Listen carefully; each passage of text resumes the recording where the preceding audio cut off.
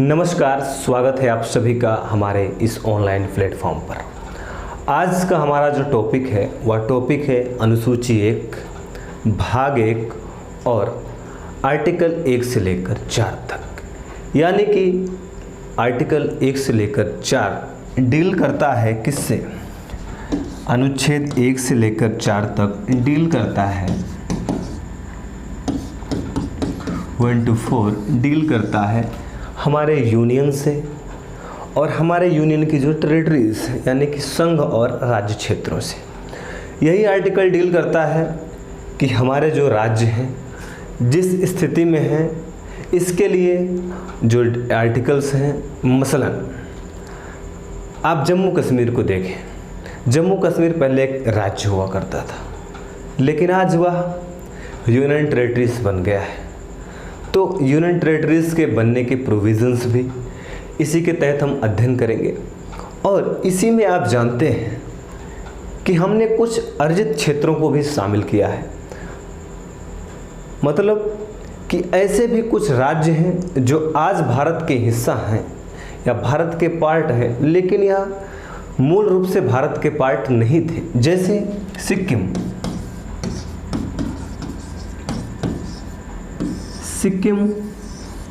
भारत का पार्ट नहीं था, लेकिन इसको भारत का पार्ट बनाया गया। तो यह कहाँ से बना? ये बना अनुच्छेद 1 से लेकर 4 तक के जो प्रोविजंस हैं, प्रावधान हैं, इनका प्रयोग करते हुए। कुछ ऐसे भी राज्य थे जो हमारी भौगोलिक सीमा में डिवाइड नहीं थे। जैसे आप देखें हैं, उत्तर प्रदेश से उत्तराखंड यानी कि उत्तरांचल का निर्माण किया गया, बिहार से झारखंड का निर्माण किया गया। यानी कि मूल रूप में इनकी प्रवृत्ति या इनकी प्रकृति कुछ अलग थी, लेकिन इनकी प्रकृति को बदला गया, इनका डिवीज़न किया गया। तो ये सारे डिवीज़न कहाँ से डील होते हैं? ये सारे प्रोविजंस डील होते हैं आर्टिकल 1 से लेकर 4 तक। और इसी के साथ ये सब जो बातें हैं, इन बातों में कुछ आंदोलनों का, कुछ कमेटियों का विशेष प्रभाव रहा और उन कमेटियों से प्रश्न पूछे जाते हैं। जैसे धर आयोग, जेवीपी आयोग, फजल अली आयोग,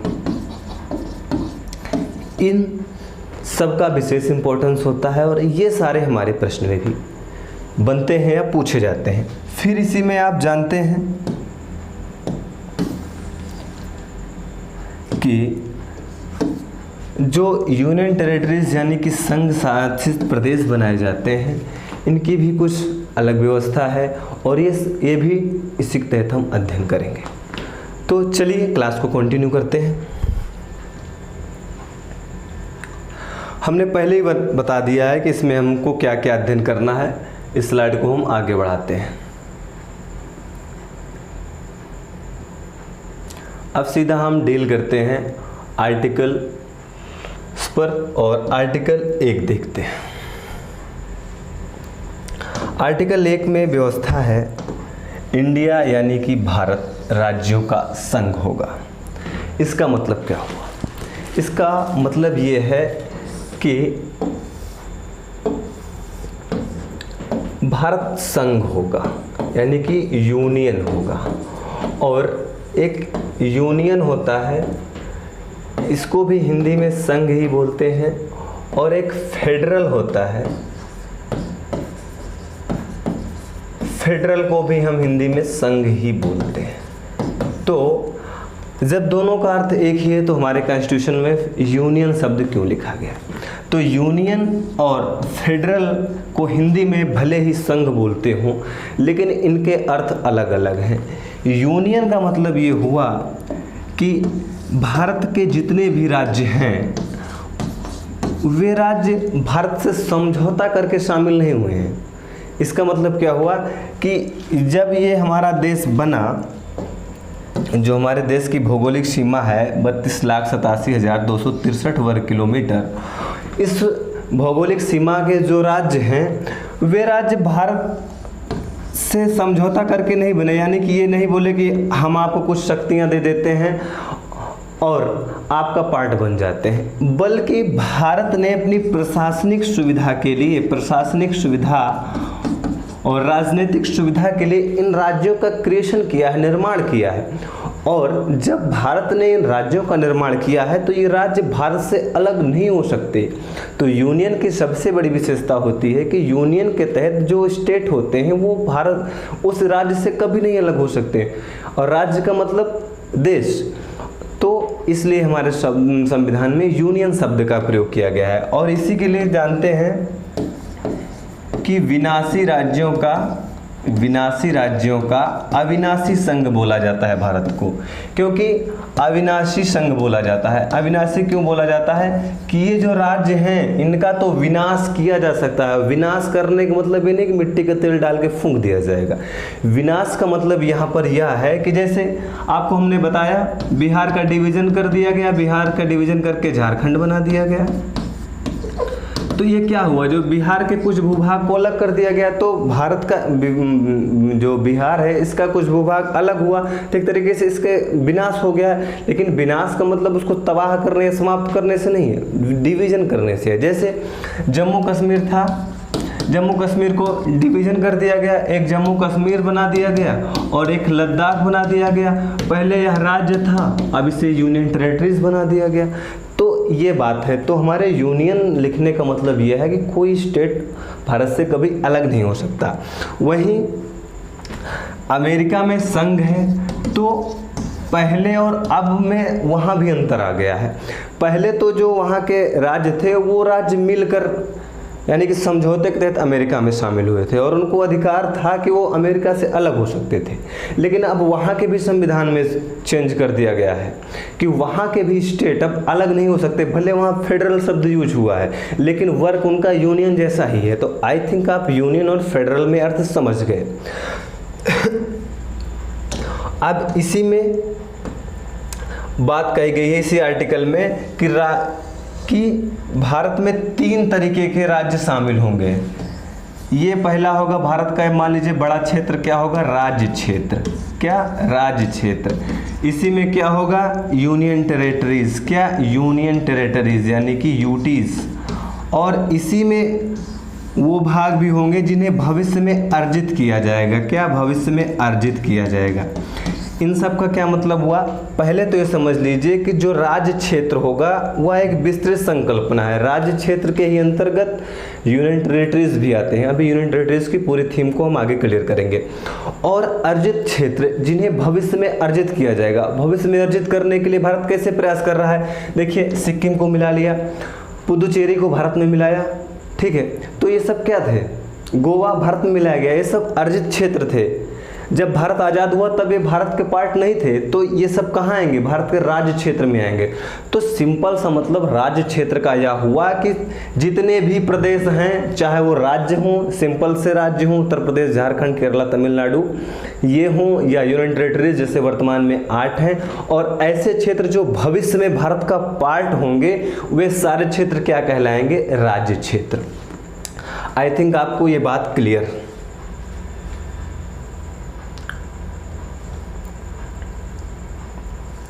अब हम चलते हैं आर्टिकल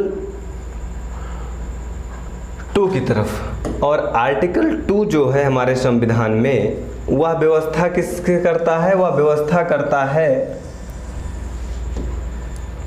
संसद विधि बनाकर राज्यों को शामिल कर सकता है। इसका मतलब क्या हुआ, और इसका मतलब ये हुआ कि संसद, ये जो आर्टिकल है यह विदेशी राज्यों के संबंध में, यानी कि जो भारत के पार्ट नहीं हैं लेकिन उन्हें भी संसद कानून बनाकर भारत का पार्ट बना सकती है। और भारत का पार्ट बनाने के लिए इंटरनेशनल स्तर पर जो व्यवस्था दी गई है उसका पालन करना पड़ेगा। तो इंटरनेशनल स्तर पर जो व्यवस्था दी गई है वह इस तरीके से है, जैसे अर्जित क्षेत्र,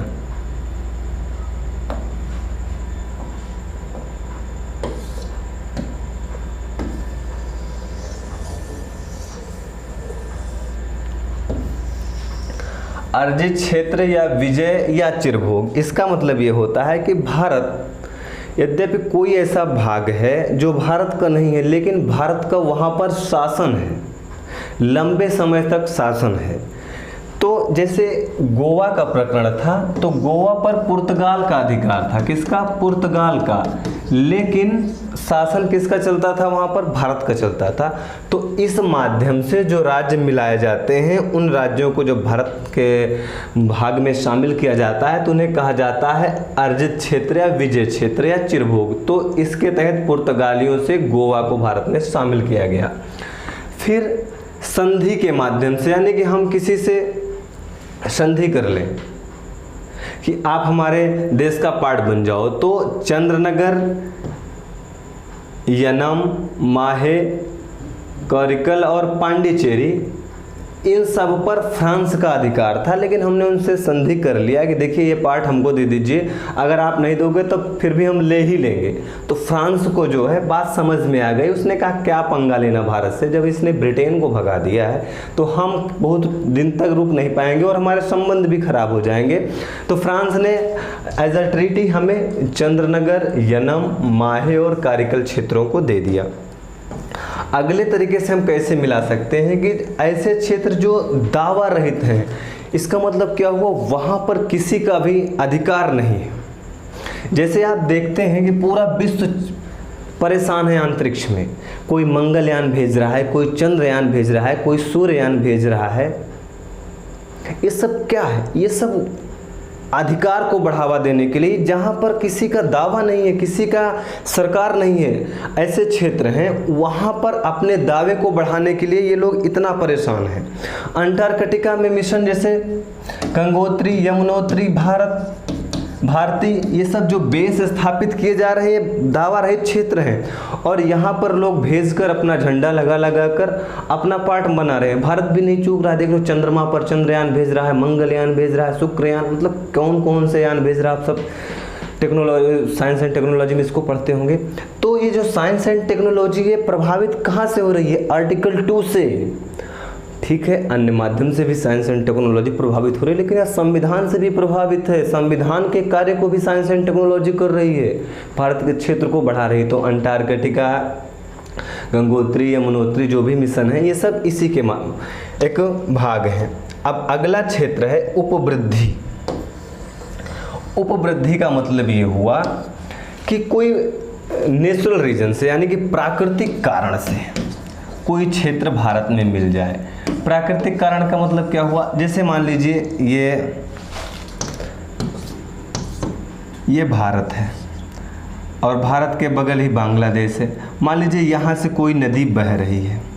कहाँ से? यहाँ से कोई नदी बह रही है। अब किसी भी प्राकृतिक कारण से, आप ज्योग्राफी में पढ़ते होंगे, ये जो नदी है अपना रास्ता बदल लेती है। यानी कि ये नदी अभी तक ऐसे बह रही थी भारत और पाकिस्तान अब बांग्लादेश के बीच, ये नदी ऐसे बह रही थी। अब ये नदी क्या करे? बहना ऐसे शुरू कर दे। और ये जो क्षेत्र है कौन सा? ये वाला क्षेत्र। अब ये क्षेत्र क्या होगा? क्योंकि अभी तक ये नदी भारत और बांग्लादेश के मध्य बाउंड्री बना रही थी, सीमा बना रही थी, लेकिन अब ये नदी ने अपना मार्ग बदल दिया और ये भूभाग जो है भारत की साइड आ गया। तो ऐसे क्षेत्र उपवृद्धि या प्राकृतिक रीजन की वजह से जब किसी देश का पार्ट बन जाते हैं, तब भी ऐसे क्षेत्रों को अर्जित क्षेत्र में कहा जाता है। और कोइंसिडेंट एग्जाम्पल भी है, न्यू मोरेद्वीप के साथ प्राकृतिक कारणों से यह क्षेत्र बाहर आ गया और भारत के सैनिकों ने वहां झंडा लगा दिया और यह क्षेत्र भारत का बन गया, लेकिन बांग्लादेश कह रहा नहीं है, ये तो हमारे क्षेत्र का बात है, हमें चाहिए। तो खैर वो तो मुद्दा अलग का है, लेकिन संविधान के तहत यह भारत का है, इंटरनेशनल कानून के तहत यह पार्ट भारत का है। ये हो गया आर्टिकल 2। आर्टिकल 2 में ही अगली व्यवस्था एक है अर्जित क्षेत्र। क्या? अर्जित क्षेत्र। अर्जित क्षेत्र का मतलब क्या हुआ? ऐसे क्षेत्र जिन्हें भारत में मिलाया जाए, यह भी आर्टिकल 2 के तहत ही है। जैसे सिक्किम, का प्रकरण। सिक्किम में क्या था, चोग्याल वंश का शासन था और यह जो चोग्याल वंश का शासक था यह बहुत अत्याचार कर रहा था। तो यहाँ के जो लोग थे इन्होंने इंदिरा गांधी से संपर्क किया और बोले कि आप हमें अपने देश का हिस्सा बना लीजिए।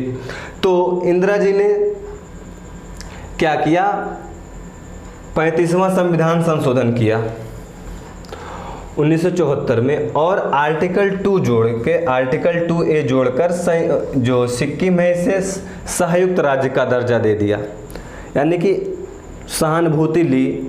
इंटरनेशनल स्तर पर भी तो प्रेशर बनता है कैसे आप किसी देश को भारत में मिला ले रहे हैं। तो इंदिरा गांधी जी ने कहा नहीं देखिए हम एक संयुक्त राज्य का दर्जा दे रहे हैं इसे।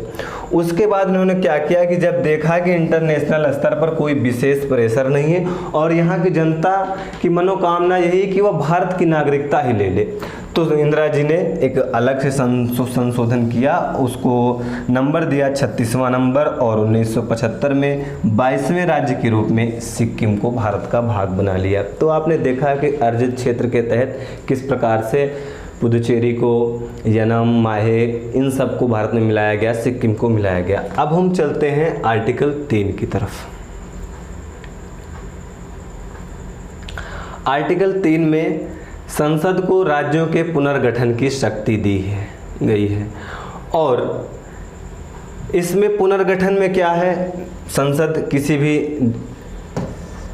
राज्य का नाम बदल सकती है, क्या नाम बदल सकती है, संसद नाम बदल सकती है यानी कि नाम चेंज कर सकती है।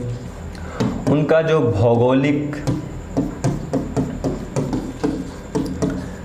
भौगोलिक सीमा है इसको बदल सकती है। कोई राज्य है उसे यूनियन टेरिटरीज बना देती है। अभी यूटीज कैसे बनाया जाता है इसकी भी आगे हम कहानी समझेंगे। तो ये है आर्टिकल 3 की कहानी और इसी आर्टिकल 3 में भी कुछ महत्वपूर्ण बातें हैं, जरा उनको भी हम समझ लेते हैं। कि मान लीजिए संसद को किसी राज्य का नाम क्षेत्र सीमा परिवर्तन करना है, क्या नाम क्षेत्र सीमा परिवर्तन करना है।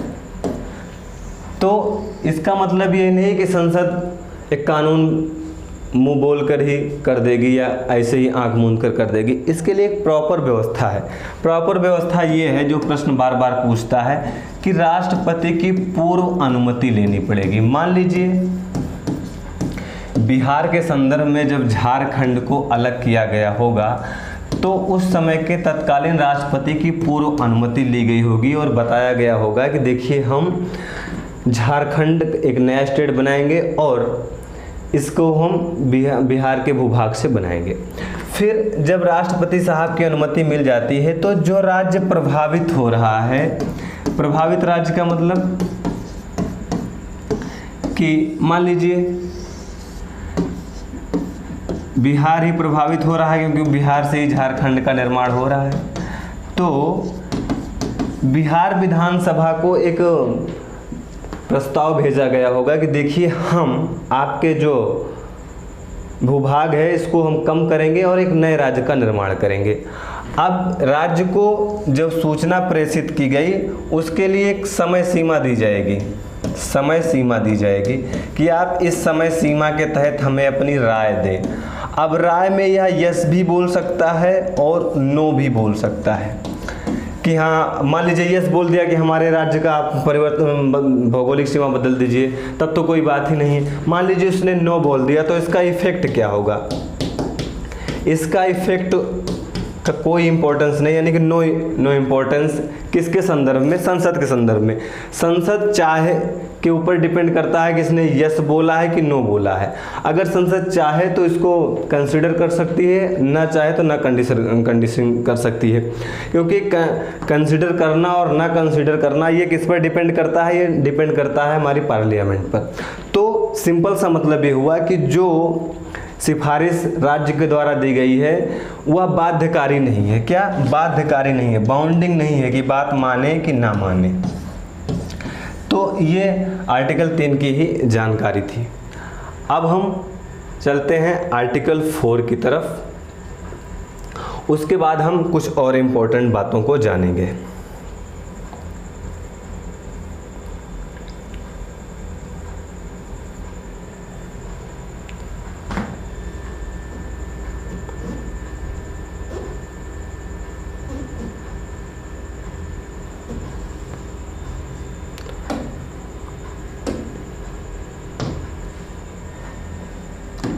आर्टिकल 4। आर्टिकल 4 में कहा गया है कि अनुच्छेद 2 और 3 के तहत जो संविधान संशोधन किए गए हैं वह साधारण बहुमत से किए जाएंगे और इनको नंबर नहीं दिया जाएगा। यानी कि किसी विदेशी क्षेत्र को आप मिला रहे हो तब भी आप साधारण बहुमत से इसको कर सकते हो, और किसी क्षेत्र का नाम सीमा परिवर्तन कर रहे हो तब भी यह नाम सीमा क्षेत्र परिवर्तन कर रहे हो तब भी यह साधारण बहुमत से होगा। क्या? साधारण बहुमत से ही होगा। यानी कि अपने आंतरिक कामों में जो भी आप काम कर रहे हैं वे सारे साधारण बहुमत से किए जाएंगे, और जो साधारण बहुमत से संशोधन किया जाएगा इसको संशोधन का नंबर नहीं दिया जाएगा। जैसे मान लीजिए झारखंड को अलग किया गया तो ये नहीं अलग लिखा जाएगा कि 36वें संविधान संशोधन फॉर एग्जाम्पल किया, 38वें संविधान संशोधन की, 39वें संविधान संशोधन, ये नहीं लिखा जाएगा कि इस संशोधन के माध्यम से इसको अलग किया गया है। लेकिन अगर कोई क्षेत्र आप बाहरी लोगों को दे रहे हो तो उसके लिए आपको संशोधन करना पड़ेगा, और इसके लिए व्यवस्था है विशेष बहुमत की, और साधारण बहुमत और विशेष बहुमत हम नेक्स्ट क्लास में आपको क्लियर कर देंगे। अब ये हो गया आर्टिकल 1 से लेकर 4 तक की कहानी। अब इसी में कुछ इम्पोर्टेंट बात है जो हमको इसी के तहत अध्ययन करना है, और अध्ययन करना है देशी रियासतों का एकीकरण। आप जानते हैं कि भारत जब आज़ाद हुआ तो भारत में बहुत सी रियासतें थी। उन रियासतों में से लगभग ने भारत में मिल लिया और कुछ पाकिस्तान में मिल गई। लेकिन जो मूलतः 552 रियासतें थी, इन 552 रियासतों में से 3 ऐसी रियासत थी जो किसी का भी पार्ट नहीं बनना चाहती थी, क्योंकि उनके पास यह राइट था कि वो चाहे तो पाकिस्तान में मिले, चाहे तो भारत में मिले, या फिर वो अपने को एक स्वतंत्र स्टेट के रूप में रख सकती हैं। तो 3 ऐसी रियासतें थी जिनके मन में इस बात की मनोकामना थी कि वह स्वयं से एक राज्य बनेंगी। तो उसमें आपका एक था जम्मू कश्मीर JNK, एक था जूनागढ़, एक था हैदराबाद। ये 3 ऐसी रियासतें थी जो किसी भी देश में मिलना नहीं चाहती थी, ना भारत में ना पाकिस्तान में, स्वतंत्र देश का निर्माण करना चाहती थी। तो जूनागढ़ रियासत जो थी गुजरात के पास थी, और रियासतों को विलय करने के लिए या रियासतों से संबंधित मामलों के निस्तारण के लिए सरदार पटेल साहब को काम दिया गया। तो सरदार पटेल साहब ने इन 2 रियासतों को तो बड़ी आसानी तो उस समय भी नहीं थी, लेकिन हाँ आज हम पढ़ने की दृष्टि से कह सकते हैं बड़ी आसानी से। जैसे जूनागढ़ में इन्होंने जनमत संग्रह करा लिया और यहाँ की जनता ने कहा कि हम भारत के साथ रहेंगे। ये जो हैदराबाद था, यहाँ का जो निज़ाम था वह बहुत बदमाशी कर रहा था, लेकिन ऑपरेशन पोलो के तहत, किसके तहत? ऑपरेशन पोलो के तहत यहाँ पर सेना भेजकर इसको भी मिला लिया गया। लेकिन मामला सबसे ज़्यादा आके यहीं पर फंसा, और जो आज तक ही फंसा हुआ है, और देखिए कब तक फंसा रहता है। जम्मू कश्मीर के जो तत्कालीन राजा थे वो थे हरि सिंह साहब, और हरि सिंह साहब भी जम्मू कश्मीर को स्विट्ज़रलैंड बनाना चाहते थे, और स्विट्ज़रलैंड बनाकर खुद उस पर शासन करना चाहते थे। लेकिन ना इनके पास सेना थी, ना इनके पास गट्स था, खाली बस भावनात्मक थे कि एक राज्य बनाएंगे। क्या हुआ कि हरि सिंह ने कहा कि हम अलग स्टेट बनाएंगे, लेकिन इनके ऊपर पाकिस्तान ने अटैक कर दिया। किसने? पाकिस्तान ने इन पर अटैक कर दिया। पॉक ने जैसे इन पर अटैक हुआ, क्योंकि पाकिस्तान ने देखा कि हैदराबाद को भी भारत ने मिला लिया, जूनागढ़ को भी मिला लिया, चलिए हम भारत के नक्शे कदम पर चलते हुए 2 चले गए, 1 को मिला लेते हैं।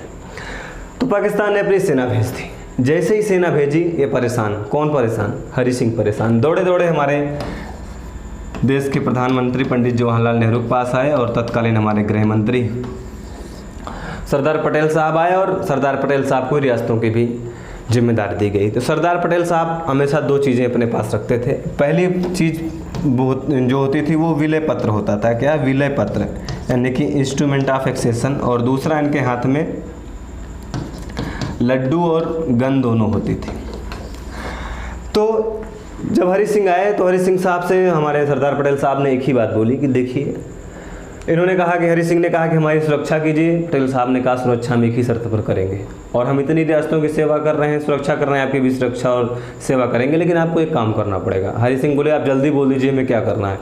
पटेल साहब ने कहा कि आप इस विलय पत्र पर, यानी कि जो इंस्ट्रूमेंट ऑफ फिक्सेशन है, इस पर आप हस्ताक्षर कर दीजिए, फिर हम देख लेता हूँ कि पाकिस्तान के अंदर कितनी कैपेसिटी डेवलप हो गई है।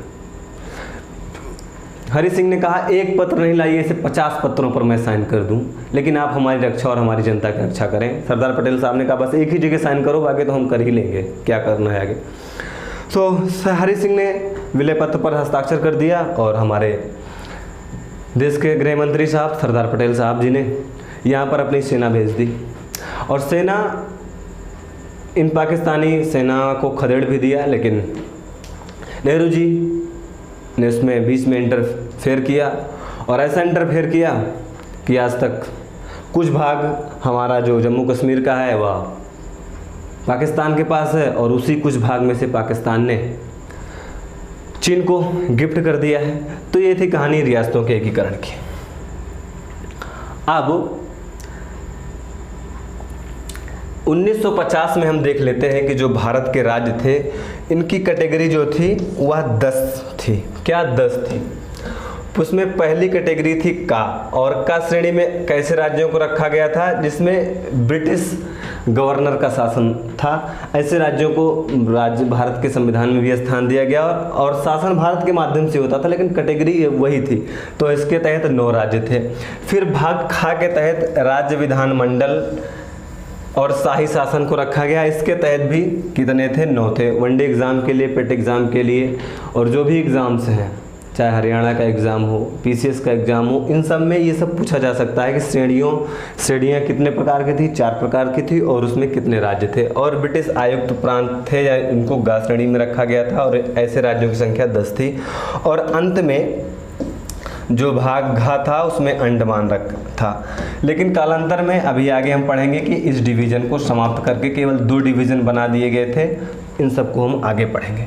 अब मुख्य रूप से जो समितियां हैं राज्यों से, हम उनको पढ़ लेते हैं, क्योंकि समितियों का गठन इसलिए किया गया कि जब भारत आज़ाद हुआ तो भारत के आज़ाद होने के बाद राज्यों ने अलग राज्य की मांग शुरू कर दी।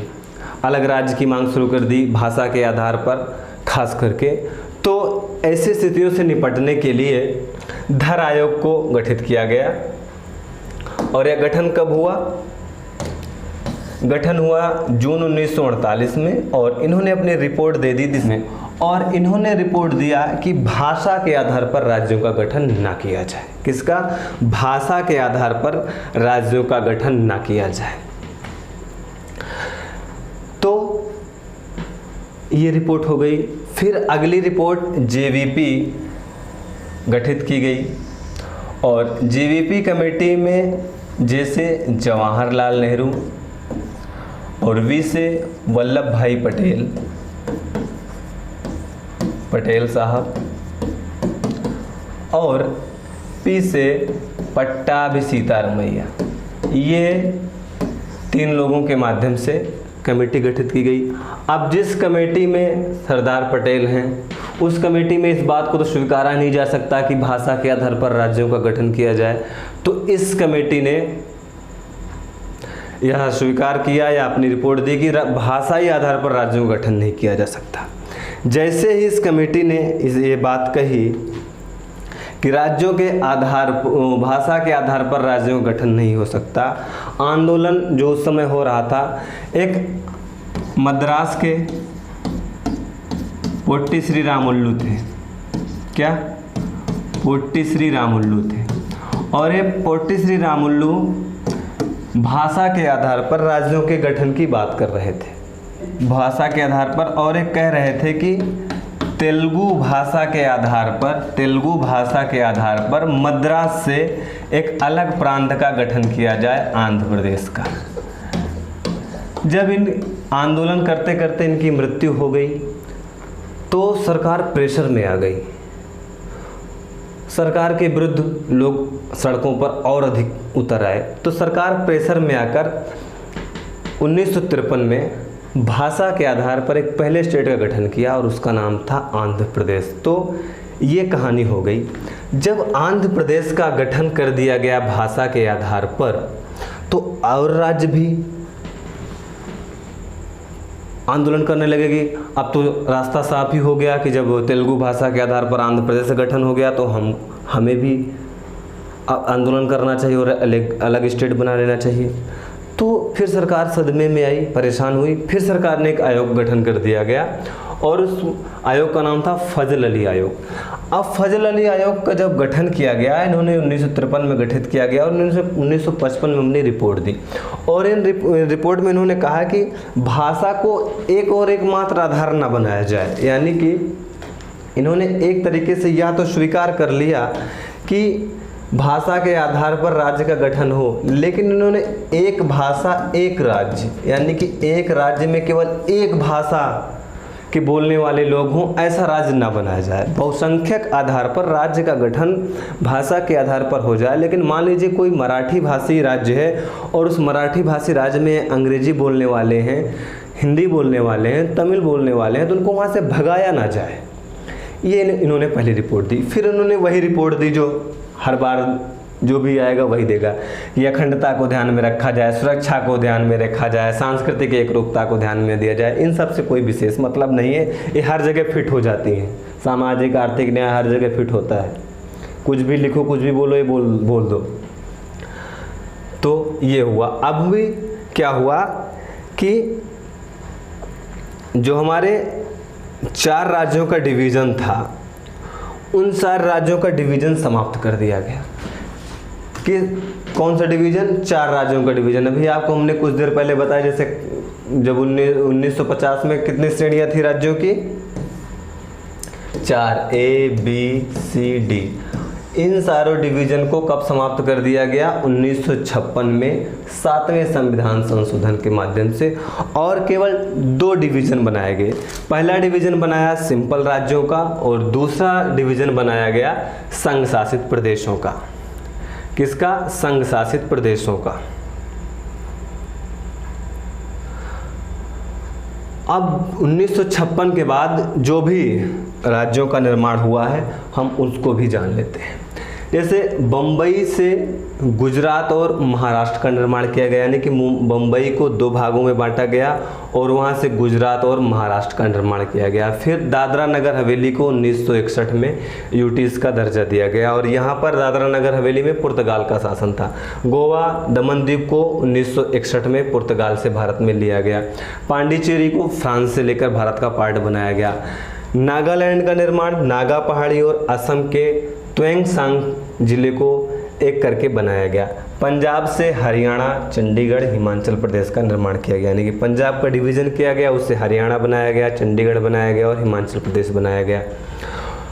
और चंडीगढ़ पंजाब की भी राजधानी है, हरियाणा की भी राजधानी, और यह एक संघ शासित प्रदेश से भी आगे इसको हम अध्ययन करेंगे। फिर उत्तर प्रदेश से उत्तराखंड, मध्य प्रदेश से छत्तीसगढ़, बिहार से झारखंड का निर्माण किया गया। फिर आंध्र प्रदेश से तमिलनाडु का निर्माण किया गया। फिर जम्मू कश्मीर का डिवीज़न करके एक जम्मू कश्मीर और एक लद्दाख 2 यूनियन टेरिटरीज बना दिया गया। अब हम राज्यों के कुछ बदले हुए नाम को जान लेते हैं, उसके बाद हम संघ शासित प्रदेश कैसे बनते हैं इसको जानेंगे। तो संयुक्त प्रांत का पहले नाम, उत्तर प्रदेश का पहले नाम क्या था? संयुक्त प्रांत। मद्रास का पहले नाम, मद्रास को तमिलनाडु कर दिया गया, संयुक्त प्रांत को उत्तर प्रदेश कर दिया गया, मैसूर को कर्नाटक कर दिया गया, लक्षद्वीप मिनिकॉय अमीनी द्वीप को लक्षद्वीप कर दिया गया, दिल्ली को राष्ट्रीय राजधानी का दर्जा दे दिया गया। और इसको खूब पूछा जाता है 69 अमेंडमेंट, यानी कि 69वें संविधान संशोधन के माध्यम से 1952 में दिल्ली को राष्ट्रीय राजधानी का दर्जा दिया गया। फिर उत्तरांचल का नाम उत्तराखंड कर दिया गया, पांडिचेरी का पुदुचेरी कर दिया गया, उड़ीसा का ओडिशा कर दिया गया। ठीक है। अब वर्तमान में जो 28 राज्य हैं, 8 यूनियन टेरिटरीज हैं, आप इसको ज्योग्राफी में भी एक बार देख लेना। अब हम ये जान लेते हैं कि यूनियन टेरिटरीज का निर्माण क्यों किया जाता है, इसके बनाने के आधार क्या हैं, हम इसको जान लेते हैं। यूनियन टेरिटरीज को बनाने का आधार, यानी कि संघ शासित प्रदेश को बनाने का आधार। तो संघ शासित प्रदेश को बनाने के 4 आधार हैं। क्या? संघ शासित प्रदेश को बनाने के 4 आधार हैं। पहला आधार है प्रशासनिक या राजनैतिक। प्रशासनिक और राजनीतिक, इसके तहत अभी हम इसका अर्थ जानेंगे। इसके तहत दिल्ली और चंडीगढ़ 2 यूनियन टेरिटरीज को बनाया गया है। क्या? चंडीगढ़। फिर हम दूसरा आधार इसका जानते हैं संघ शासित प्रदेश बनाने का। दूसरा आधार है सामरिक यानी कि स्ट्रेटजिक महत्व। सामरिक महत्व, अभी इसको भी जानेंगे। सामरिक महत्व या इसी को इंग्लिश में स्ट्रेटजिक इम्पोर्टेंस कहते हैं। और सामरिक महत्व के तहत किसको किसको शामिल किया गया है? जम्मू कश्मीर, लद्दाख और अंडमान को। किसको? जम्मू कश्मीर, लद्दाख और अंडमान को। अंडमान को। तीसरा रीज़न है यूटीज बनाने का यानी कि संघ शासित प्रदेश बनाने का सांस्कृतिक कारण। क्या? सांस्कृतिक कारण। और सांस्कृतिक कारण के तहत किसको यूटीज बनाया गया है? तो पुदुचेरी, दादरा नगर हवेली,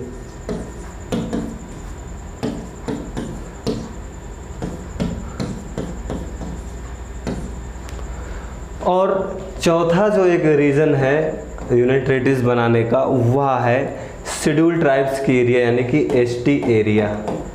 और एसटी एरिया के तहत किसको किसको संघ शासित प्रदेश बनाया गया है? त्रिपुरा, मणिपुर, अरुणाचल यानी कि अरुणाचल प्रदेश और मिजोरम। क्या? मिजोरम। तो ये 4 आधार हैं जिन आधारों पर संघ शासित प्रदेश का निर्माण किया जाता है। प्रशासनिक और राजनीतिक महत्व क्या है? प्रशासनिक के महत्व, जैसे दिल्ली राज्य की राजधानी है तो यहाँ पर केंद्र का सरकार का नियंत्रण होना चाहिए। किसका? केंद्र सरकार का नियंत्रण होना चाहिए। अगर केंद्र सरकार का नियंत्रण नहीं होगा, मान लीजिए सारे देशों के दूतावास, व्यावसायिक दूतावास सब यहीं स्थापित हैं, सरकार न सुरक्षा कर पाई। अब राज्यों की सुरक्षा व्यवस्था कैसे है, पुलिस व्यवस्था कैसे है, आप जान ही रहे हैं। तो ये क्या है कि प्रशासनिक महत्व है। और राजनीतिक महत्व कैसे है? जैसे चंडीगढ़ को पंजाब भी चाहता है कि हमारा भाग हो जाए, हरियाणा भी चाहता है कि हमारा भाग हो जाए। तो ये राजनीतिक महत्व है, यहाँ पर पॉलिटिक्स हो रही है। तो तभी संघ शासित प्रदेश बनाकर यहाँ पर राज्य कौन कर रहा है? केंद्र सरकार अपने प्रतिनिधियों के माध्यम से शासन कर रही है। तो ना पंजाब को भी टेंशन नहीं, हरियाणा को भी टेंशन नहीं। हरियाणा भी चाह रहा है चलिए हमको नहीं मिला तो पंजाब को भी नहीं मिला, पंजाब कह रहा है हमको नहीं मिला तो हरियाणा को भी नहीं मिला। तो इस आधार पर भी यूनियन टेरिटरीज बना दिया जाता है। फिर सामरिक यानी कि स्ट्रेटजिक इम्पोर्टेंस, जैसे जम्मू कश्मीर है, आप देखते हैं जम्मू कश्मीर और लद्दाख वाला भाग, यहाँ पर चीन और पाकिस्तान आंख गड़ाए हमेशा रहता है। तो ये स्ट्रेटजिक महत्व है, सामरिक महत्व है, इस आधार पर भी बना दिया जाता है। और अंडमान निकोबार देखिए सागर में ही है और वहाँ से भारत अपने पड़ोसी देशों को पर ध्यान रख केंद्रित करता है, देखता रहता है। और भारत के जो बाउंड्री सीमा है वहाँ से भारत निगरानी करता रहता है। तो ये स्ट्रेटजिक महत्व है। सांस्कृतिक कारण की वजह से जैसे पुदुचेरी और दादरा नगर हवेली का निर्माण किया गया, वहाँ सांस्कृतिक स्थिति ऐसी है कि वहाँ पर जो नियंत्रण होना चाहिए वो केंद्र सरकार का ही नियंत्रण होना चाहिए। इसी तरीके से कुछ शेड्यूल एरिया हैं यानी कि शेड्यूल ट्राइब्स के एरिया जैसे त्रिपुरा, मिजोरम, अरुणाचल प्रदेश, मणिपुर, तो यहाँ पर भी केंद्र सरकार का नियंत्रण होना चाहिए, क्योंकि राज्य सरकार यहाँ की जो व्यवस्था है इसको सही से चला ही नहीं सकती है। इसलिए यहाँ पर किसका राज्य होना चाहिए यानी किसका शासन चलना चाहिए? यहाँ पर केंद्र सरकार का शासन चलना चाहिए। और यूनियन टेरिटरीज में क्या होता है कि जो शासन व्यवस्था होती है वह किसके हाथों में होती है? केंद्र सरकार के हाथों में होती है। और केंद्र सरकार अपने प्रतिनिधियों के माध्यम से यानी कि राज्यपाल, उपराज्यपाल, मुख्य प्रशासक के माध्यम से कार्य करता है। लेकिन ये जो 8 यूनियन टेरिटरीज हैं, अभी जब हम स्टेट पढ़ाएंगे तो उसमें भी पढ़ा देंगे, लेकिन यहाँ भी थोड़ा सा हिंट कर दे रहा हूँ। दिल्ली और पुदुचेरी जो है यहाँ पर विधान मंडल भी हैं, यानी कि कानून बनाने के लिए विधायक लोग चुने जाते हैं और ये विधायक ही विधानमंडल का भाग होते हैं। तो आई थिंक आर्टिकल 1 से लेकर 4 तक की जो थीम है वो आपको समझ में आई होगी। नेक्स्ट क्लास में हम आर्टिकल इसके आगे का अध्ययन करेंगे, यानी कि 4 तक हो गया, फिर हम 5 से 11 तक यानी कि नागरिकता को प्रोविजंस है उसका अध्ययन करेंगे। तो आज की क्लास यहीं पर, अंत में वही, अस्त व्यस्त नहीं, व्यस्त और मस्त रहिए, पढ़ते रहिए।